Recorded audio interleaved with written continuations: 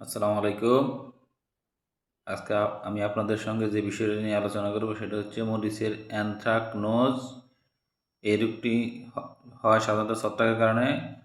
কলেটোট্রাইকাম নামক ছত্রাক এই রোগের জন্য দায়ী।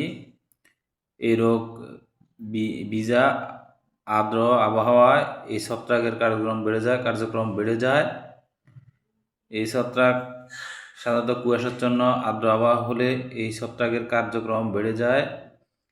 এই রোগের লক্ষণ হচ্ছে মরিচের ফলে গোলাকার বা কোন আকৃতির কালো অথবা বাদামি রঙের দাগ পড়ে। পাতার মধ্যেও একইভাবে কালো এবং বাদামি রঙের দাগ পড়ে, ছোট ছোট দাগ পড়ে। পরে এটা বড় হয়ে যায়, পুরা গাছ আক্রান্ত হয়ে গাছ মারা যায়, ফলন কমে যায়।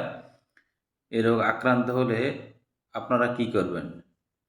এই রোগ আক্রান্ত হলে কার্বনডাজিম গ্রুপের ওষুধ 10 লিটার পানিতে 20 গ্রাম অথবা প্রোপিকোনাজল গ্রুপের ওষুধ 10 লিটার পানিতে 5 মিলি স্প্রে করবেন।